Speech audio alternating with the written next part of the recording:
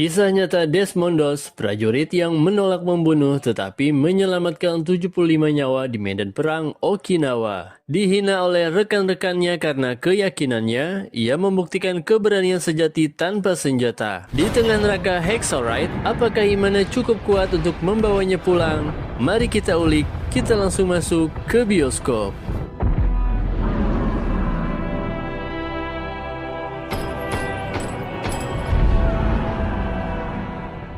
Cerita dimulai oleh seorang veteran perang bernama Thomas sedang asik berbincang dengan para teman-temannya yang kini sudah di alam yang berbeda. Faktanya, saat berperang hampir seluruh temannya mati dan ia termasuk beruntung karena bisa pulang dengan selamat. Namun, trauma akan medan peperangan masih menghantui. Makanya, ia suka mabuk-mabukan dan kurang memperhatikan keluarga kecilnya. Padahal, ia kini sudah memiliki 2 putra bernama Hall dan adiknya Desmond Doss. Di suatu siang, Hall dan Desmond seperti anak kecil pada umumnya saling bertengkar. Tapi sebagai ayah, Thomas malah terbawa suasana dengan permainannya. Sampai Desmond tak sengaja memukul kepala kakaknya dengan batu hingga pingsan. Can you hear me? What the hell have you done? You can't hear me. Ia tak menyangka perbuatannya hampir membuat kakaknya mati. Saat akan dihukum oleh bapaknya, Desmond tak sengaja menatap poster perintah dan larangan Yesus. Ibunya segera datang dan menyelamatkan Desmond dari murka bapaknya. Di situ ia menjelaskan ke anaknya bahwa dosa terbesar dalam agama mereka adalah membunuh. Dan Tuhan sangat membenci yang namanya kekerasan.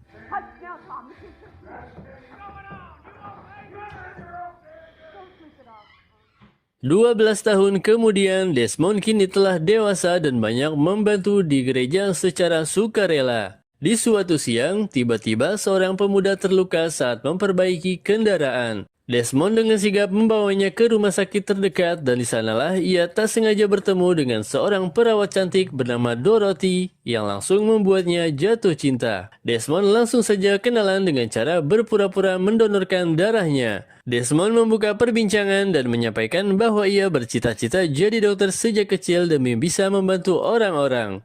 Namun keluarganya kurang mampu untuk membiayai pendidikan. Perbincangan keduanya kurang membuat Desmond puas dan memutuskan untuk bertemu lagi esok hari. Didn't get much school. You okay? Omong-omong, rumah Desmond ini cukup jauh dan kemana-mana sering jalan kaki melewati bukit. Sekembalinya bertemu Dorothy, kali ini rayonnya cukup ampuh hingga ia setuju untuk pergi kencan. Desmond, we can't take your blood 2 days in a row. Saat bersama pujaan hatinya, lucunya Desmond malah menanyakan hal-hal medis. Walaupun demikian, keduanya semakin suka satu sama lain hingga akhirnya pacaran. Keesokan harinya, saat makan malam, kakak Desmond muncul dengan menggunakan seragam militer. Ia mengatakan telah mendaftar dan akan ikut maju berperang di medan perang. Hal ini mendapat pertentangan dari ibunya. Ayahnya, Thomas, ternyata lebih emosi lagi mengetahui putranya ke medan perang. Ia mengingatkan betapa mengerikannya medan perang berdasarkan pengalamannya sendiri. Dan seandainya Hall ikut militer sekedar hanya ingin dipuji dengan seragam yang dia kenakan, itu benar-benar tindakan yang salah. Namun Hall sudah membulatkan tekadnya.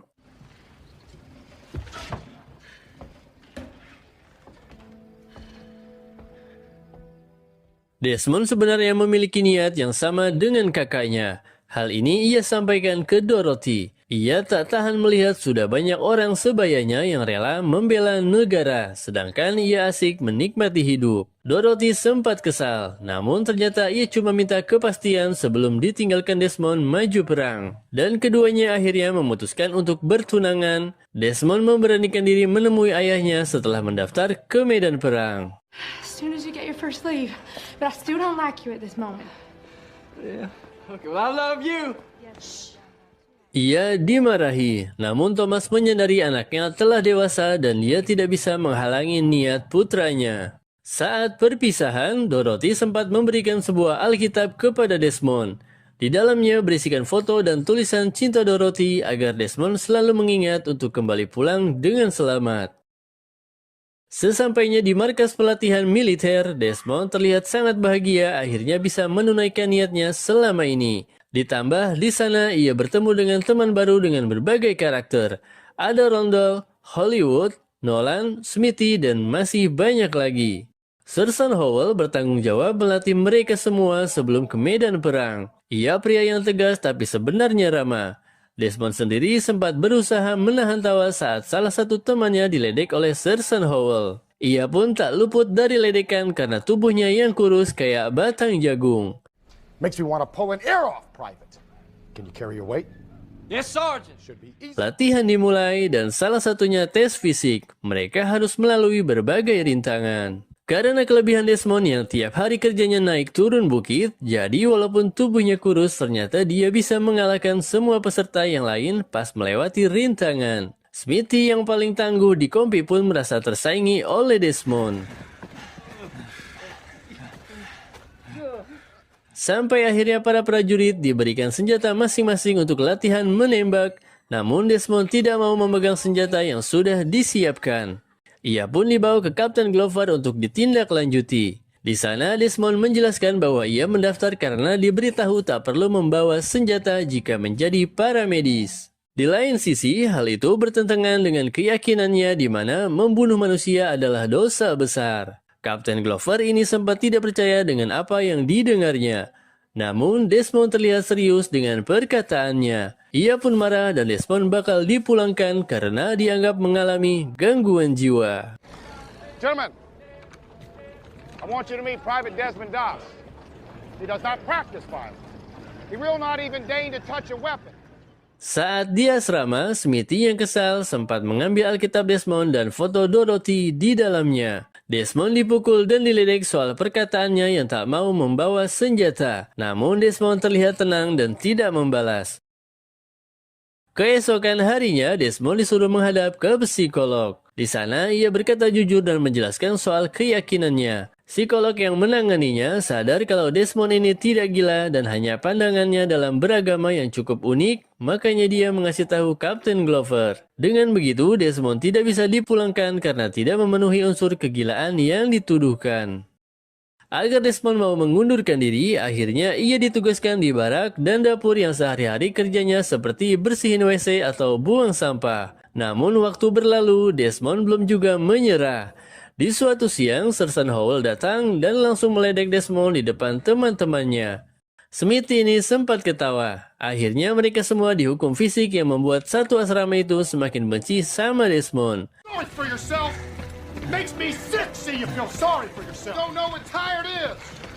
We're gonna keep going. Malam hari di asrama, tiba-tiba beberapa orang memukuli Desmond yang lagi tidur. Besok paginya, Sersan Howell datang ke asrama buat ngecek keadaannya. Dia juga mengatakan hal yang sama. Ayo sudahi semua ini dan mending pulang saja ke rumah atau bakal lebih parah lagi. Sekali lagi Desmond tetap kekeh untuk bertahan. Sampai bahkan bilang kalau lukanya ini cuma karena sempat jatuh dari kasur. Seakan-akan berkata dia memaafkan orang-orang yang sudah gebukin dia semalam. Dengan perkataan begitu, Sersan Howell sebenarnya sempat kagum sama Desmond. All right, Doss. Akhirnya suasana kembali cair dan akhir pekan ini seluruh prajurit diberikan izin untuk keluar camp pelatihan demi menemui keluarga masing-masing. Desmond sendiri rencana bakal pulang buat menikah sama Dorothy. Namun seorang kolonel tiba-tiba muncul dan menyatakan Desmond tidak diizinkan pulang kecuali dia lolos ujian menembak. Tapi sekali lagi Desmond tetap kekeh tidak mau memegang senjata. Sampai akhirnya karena tidak bisa pulang, pernikahannya pun batal. Karena dianggap membangkang dan Desmond pun dilempar ke penjara. Kapten Glover tak lama kemudian datang menemuinya dan memberikan saran untuk menyerah. Ia membangkang tidak mungkin orang maju ke medan perang tidak membawa senjata. Karena tak berhasil membujuk Desmond, ia mengerahkan Dorothy untuk membujuk calon suaminya. Ia menyarankan bagaimana jika Desmond membawa senjata namun tak perlu menembaknya, pura-pura saja, sehingga tidak perlu sampai dihukum seperti ini. Sekali lagi Desmond tetap kekeh pada prinsipnya. Dorothy akhirnya memberikan kabar ke orang tua Doss bahwa ia gagal membujuknya dan Desmond akan segera disidang. Dan jika terus membandel seperti ini, ia akan dijatuhi hukuman penjara untuk waktu tertentu.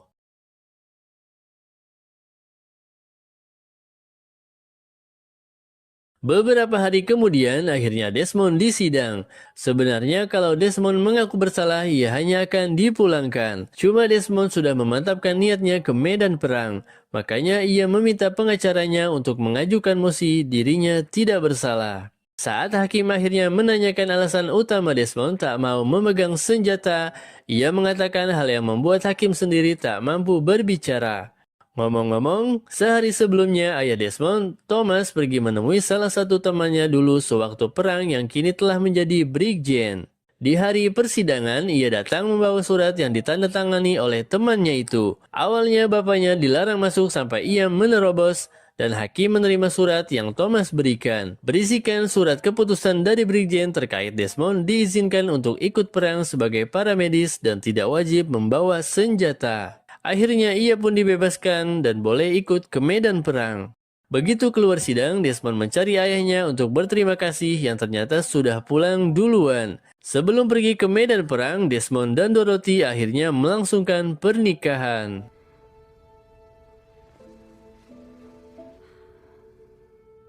Mereka semua akhirnya berangkat ke medan perang. Awalnya pasukan terlihat ceria dan semangat karena akhirnya sebentar lagi bisa membela negara. Namun senyum itu langsung berubah ketika beberapa kendaraan lewat dengan membawa para prajurit baik yang sudah mati maupun yang terluka parah. Pasukan dari kompis sebelumnya bisa dibilang tersisa beberapa orang saja. Desmond bertemu dengan para tim medis dari pasukan sebelumnya. Ia disuruh melepas logo tim medis di lengannya karena ternyata tentara Jepang justru mengincar para medis paling utama. Setelah berjalan cukup jauh, mereka akhirnya tiba di lokasi perang bernama Hacksaw Ridge. Lokasinya berada di atas tebing. Di sana pertempuran antara pasukan baru akan dimulai. Mereka harus memanjat tebing terlebih dahulu untuk sampai ke atas sana.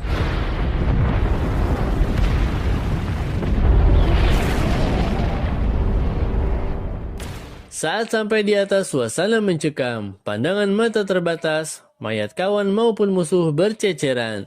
Desmond dan teman-temannya mulai mengambil posisi masing-masing dan pertempuran pun dimulai. Kabut akibat bekas gempuran bom sebenarnya hampir membuat kedua belah pihak tak dapat melihat secara jelas posisi masing-masing. Cuma hujan peluru dan granat tetap saja berlanjut.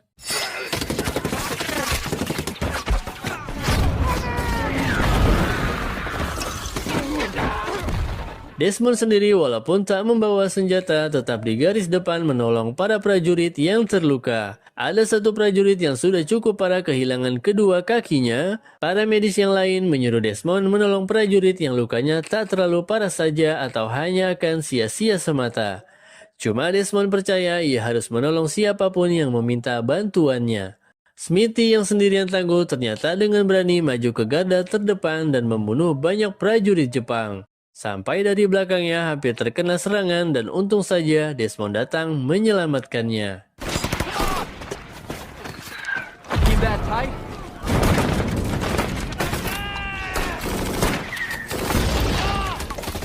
Tak sedikit juga tentara yang lainnya, si Hollywood yang berani awalnya kini takut kayak kucing. Sersan Howell memaksanya untuk memberanikan diri atau akan mati sia-sia. Dengan senjata bazooka dan senapan mesin, tentara Amerika berusaha memukul mundur. Smithy kembali maju pelan-pelan dan berhasil melempar bom masuk ke bunker musuh. Kini jarak antara kedua pasukan semakin dekat. Pertarungan langsung pun tak terhindarkan. Desmond berusaha sebisa mungkin menarik pasukan yang terluka ke lubang-lubang persembunyian untuk diobati dan tak terasa hari pun sudah mulai gelap.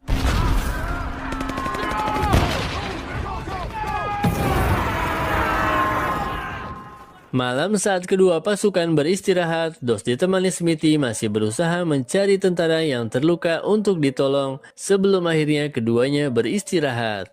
Desmond sendiri saat itu tak berhenti membuka Alkitabnya dan memandang foto Dorothy. Keduanya mulai saling berbincang. Smithy sendiri meminta maaf atas perlakuannya selama ini ke Desmond dan keduanya mulai saling tertawa mendengar cerita satu sama lain.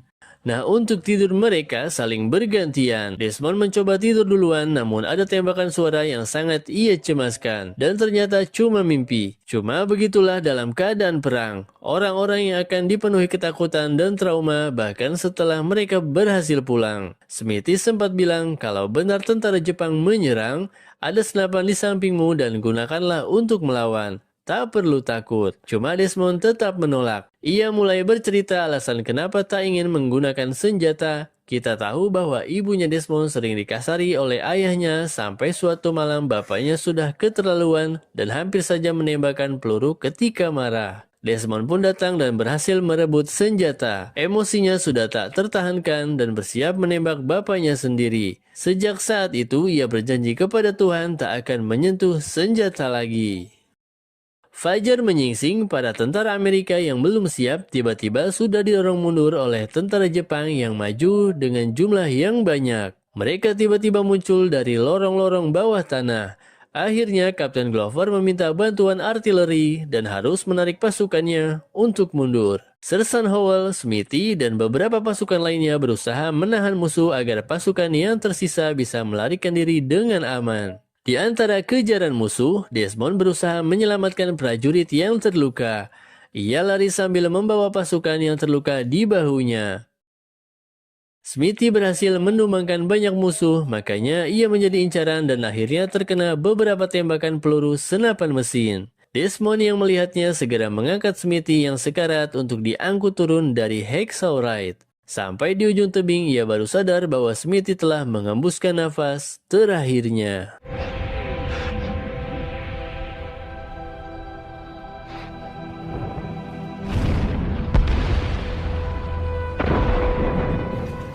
Saat pasukan sudah hampir turun semua, bantuan artileri datang membombardir pasukan Jepang. Di tengah ledakan dan berkecamuknya medan perang, Desmond bukannya ikut mundur bareng pasukan, malah maju kembali mencari prajurit yang terluka. Dari 2.100 prajurit, tersisa 32 orang yang berhasil turun dari tebing. Kapten Glover bersama pasukan yang tersisa memilih untuk kembali ke pangkalan militer untuk beristirahat dan mengatur kembali strategi. Desmond yang masih berkeliling menemukan banyak sekali pasukan sekarat yang masih bisa diselamatkan. Ia menariknya satu persatu dan untuk menurunkannya dari tebing ia menggunakan tali yang ada. Dua tentara yang berjaga di bawah tebing cukup kaget melihat harusnya seluruh pasukan sudah kembali ke base.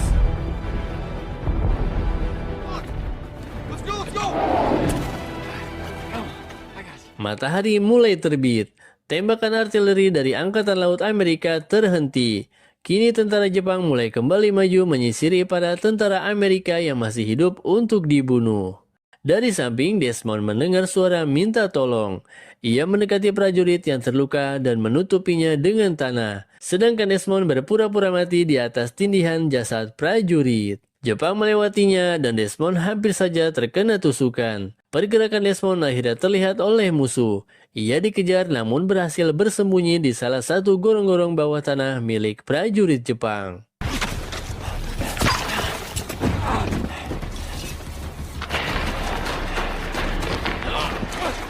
Masalahnya, gorong-gorong ini ternyata markas para musuh, jadi ia harus sangat berhati-hati untuk menemukan kembali jalan keluar yang aman. Saat mencari jalan keluar, Desmond bertemu tentara Jepang yang sekarat. Bukannya lari, Desmond malah baik hati, malah mengobatinya. Desmond pun akhirnya bisa keluar dari persembunyiannya saat malam hari.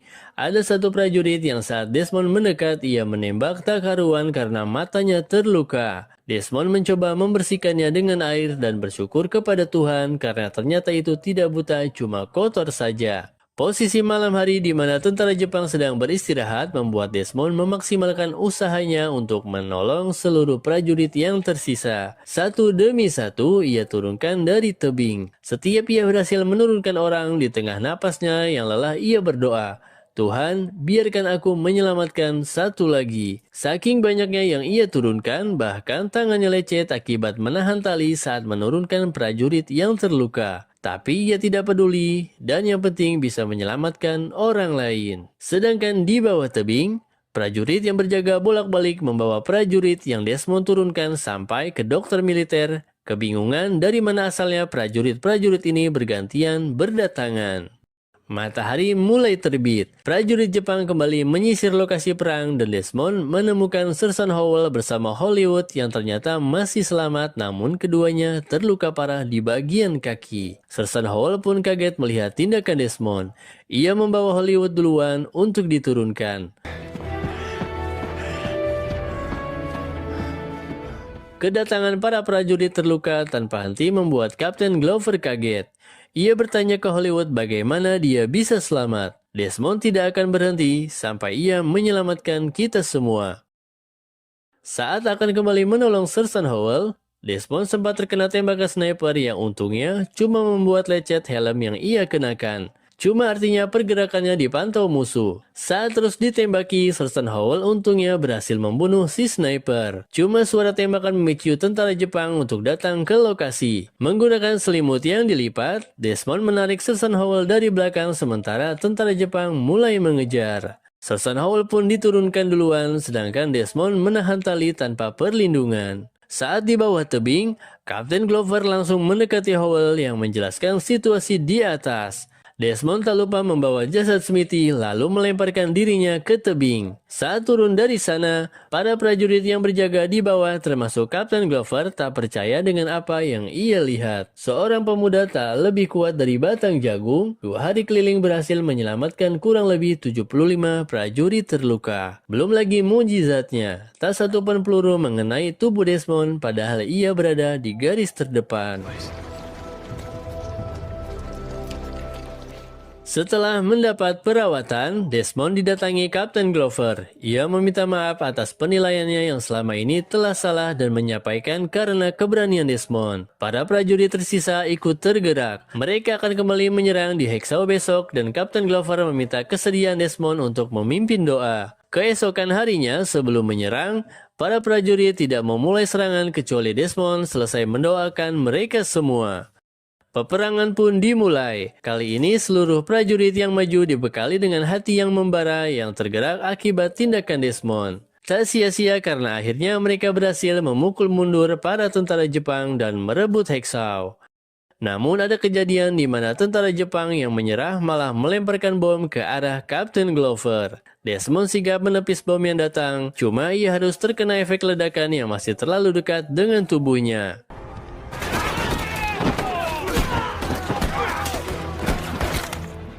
Desmond pun ditandu untuk dibawa turun. Tak lupa Alkitab yang jatuh ditemukan kembali oleh prajurit yang lain dan kini gilirannya mendahului turun dari Hexau dengan posisi ditandu.